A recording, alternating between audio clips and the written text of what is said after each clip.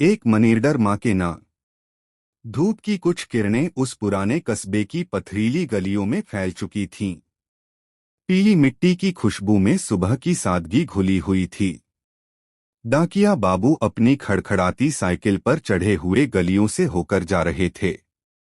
कंधे पर टंगा बैग कुछ भारी लग रहा था, लेकिन उनके चेहरे पर हमेशा की तरह वही सादगी और स्नेह भरी मुस्कान थी। तभी मोड़ पर उन्होंने अम्मा को बैठा देखा, वही झुकी कमर, झुर्रीदार चेहरा और आंखों में एक अधूरी प्रतीक्षा की लौ। डाकिया रुक गया। अम्मा ने जैसे ही उसे देखा, अपनी धुंधलाई ऐनक उतारी, आंचल से उसे धीरे धीरे साफ करने लगी, मानो उस ऐनक से बेटे का चेहरा दिखने वाला हो। बेटा, पहले जरा बात करवा दो। उनकी आवाज में उतनी ही मासूमियत थी जितनी किसी बच्चे के खिलौने मांगने में होती है। डाकिये ने थोड़ा झुंझलाते हुए कहा, अम्मा, इतना टाइम नहीं रहता मेरे पास कि हर बार आपके बेटे से बात करवाऊं। अम्मा धीरे से मुस्कुराईं। बस थोड़ी देर की ही तो बात है बेटा। उसने हार मानते हुए मोबाइल निकाला, नंबर डायल किया और मोबाइल अम्मा की ओर बढ़ा दिया। लो, बात कर लो, लेकिन ज्यादा बात मत करना, पैसे कटते हैं। अम्मा का चेहरा खिल गया जैसे सूखी जमीन पर बारिश की पहली बूंदें पड़ी हों। फोन कान से लगाकर उन्होंने धीरे धीरे बेटे की खैरियत पूछी। जवाब के हर शब्द पर उनके चेहरे की झुर्रियां जैसे थोड़ी और खुलती चली गईं। मिनट भर में ही जैसे पूरी जिंदगी जी ली हो। बात खत्म हुई तो डाकिये ने 100 के 10 नोट निकालकर अम्मा की तरफ बढ़ाए। पूरे 1000 रुपए हैं अम्मा। अम्मा नोटों को गिनने लगीं, फिर 100 का नोट अलग निकालकर उसकी तरफ बढ़ाया। ये रख लो बेटा, हर महीने मेरी बात भी करवाते हो, कुछ तो खर्च होता होगा ना। डाकिये ने मना किया। अरे नहीं अम्मा, रहने दीजिए। लेकिन अम्मा ने जिद से उसकी मुट्ठी में नोट थमा दिया और देहरी में लौट गईं। डाकिया कुछ कदम ही चला था कि कंधे पर किसी का हाथ पड़ा। मुड़कर देखा तो राम प्रवेश खड़ा था, उसी कस्बे में मोबाइल की दुकान चलाने वाला। भाई साहब, हर महीने आप ये क्यों करते हैं? राम प्रवेश की आंखें उसके चेहरे को टटोल रही थीं। डाकिया थोड़ा चौंका। क्या किया मैंने भाई साहब? आप हर महीने अम्मा को अपनी जेब से पैसे देते हैं और फिर मुझे फोन पर इनसे बेटे की तरह बात करने के लिए पैसे भी देते हैं। क्यों? डाकिये की आंखें झुक गईं, जैसे कोई राज अचानक सामने आ गया हो। थोड़ी देर चुप रहने के बाद उसने कहा, मैं पैसे इन्हें नहीं, अपनी अम्मा को देता हूं। मतलब? डाकिये ने एक गहरी सांस ली। कुछ महीने पहले इनके बेटे की संक्रमण से मौत हो गई थी। एक चिट्ठी आई थी उसके दोस्त की तरफ से। फिर आपने उन्हें बताया क्यों नहीं? नहीं कह पाया भाई साहब। इन आंखों में हर महीने उम्मीद दिखती है कि बेटा ठीक है और रुपए भेज रहा है। वो उम्मीद तोड़ना नहीं चाहता। लेकिन ये तो आपकी मां नहीं है। डाकिये की आंखों में नमी थी। मैं भी हर महीने अपनी अम्मा को 1000 रुपए भेजता था। अब वो नहीं रहीं।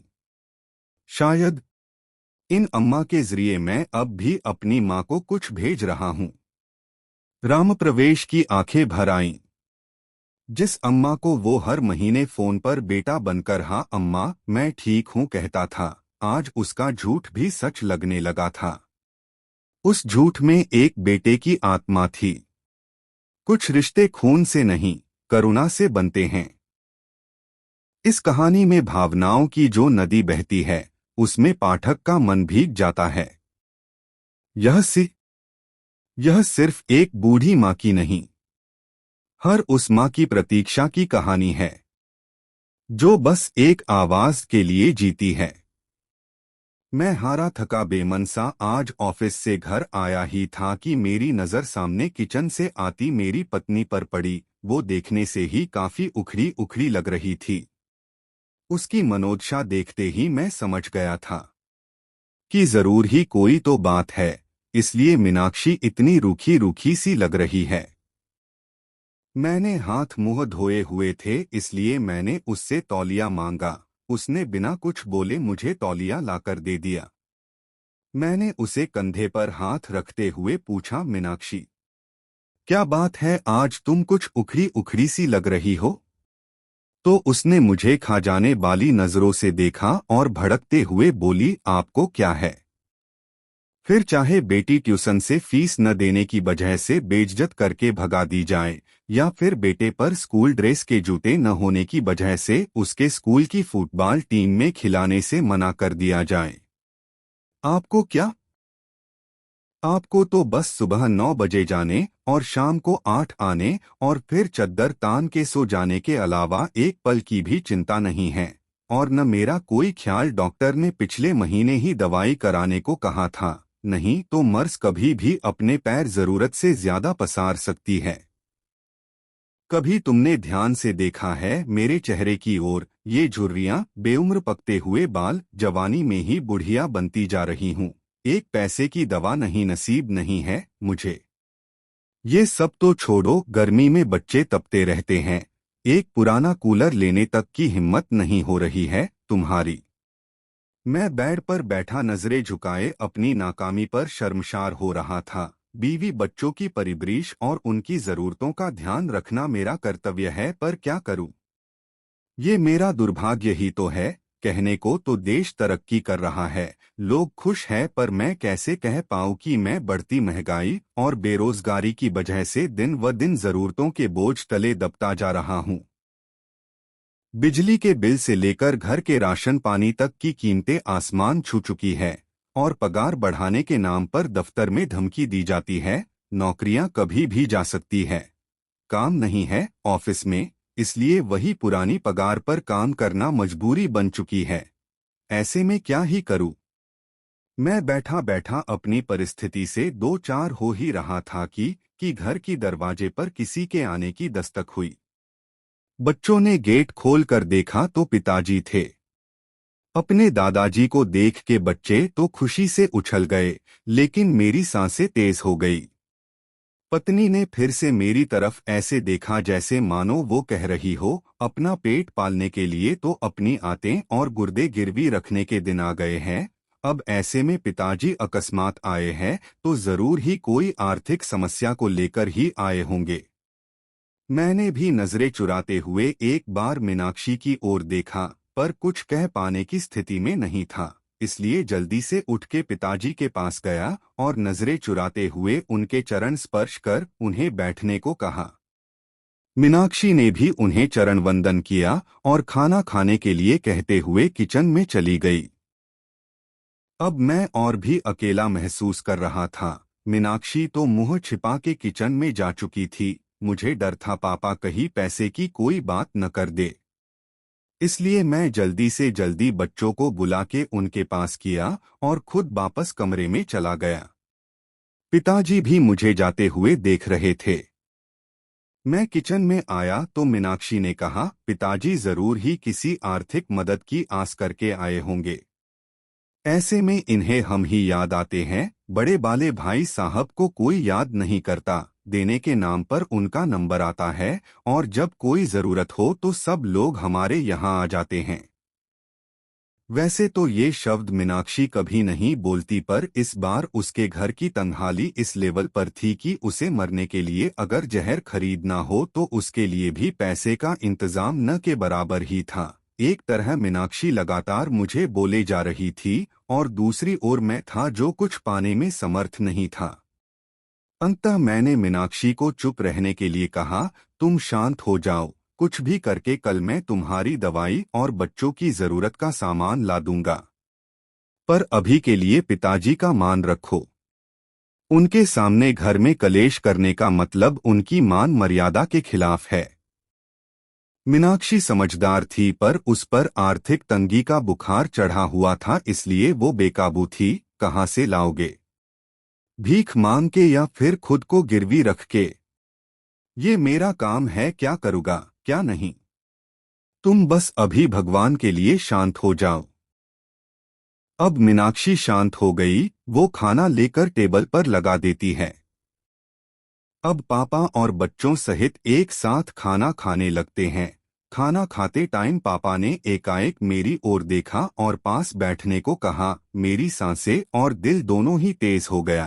कहीं पिताजी कोई मांग न कर दे, क्योंकि मेरे पास अभी देने के नाम पर केवल वक्त ही था। उसके अलावा मैं जुबान भी नहीं दे सकता था। पिताजी बोले, देखो अभी काम जोर चल रहा है, खेती का काम बहुत है, इसलिए अभी की ही गाड़ी से वापस जाना पड़ेगा। मैं यहाँ रुक नहीं सकता हूँ। तुम्हारी माँ बहुत चिंता कर रही थी। पिछले कुछ महीनों से तुम फोन और बात बहुत कम कर रहे हो, और ऐसा तुम तभी करते हो जब तुम किसी परेशानी में होते हो। ये तुम्हारी बचपन की आदत है। इसलिए माँ के जोर और मुझे मुन्ना और मुन्नी की याद सता रही थी, इसलिए मैं आ गया। यहाँ तक तो ठीक था। अब मैं अवाक बैठा था कि अब पापा क्या कहने वाले हैं। मैंने एक नज़र मीनाक्षी को देखा तो वो किचन की चौखट पकड़े पापा की आड़ किए हुए खड़ी थी, और पापा आगे क्या कहने वाले हैं जानने के लिए उत्सुक हो रही थी। लेकिन आगे पापा ने अभी कुछ कहा नहीं, बस खाना निपटाया और मुंह हाथ धोए। अब पापा ने अपने कुर्ते की जेब में हाथ डाला और एक नोटों की गड्डी निकाली और मेरे ओर बढ़ा दी। ये देखकर मैं अवाक और सकते में आ गया। एक पल के लिए मैं स्तब्ध और निःशब्द ही खड़ा रहा। पिताजी ने कहा, अरे पकड़ो भी भाई, अब इतने बड़े भी नहीं हो गए हो कि हमारी दी हुई आशीर्वाद को ग्रहण न कर सको। वैसे भी इस बार फसल अच्छी हो गई थी, इसलिए कोई दिक्कत नहीं आई। अब उन्होंने मीनाक्षी की ओर इशारा करते हुए कहा, बहू का और बच्चों का अच्छे से ध्यान रखो, देखो कितनी कमजोर हो रही है। और अपना भी उन्होंने पैसे मेरे हाथ में रख दिए।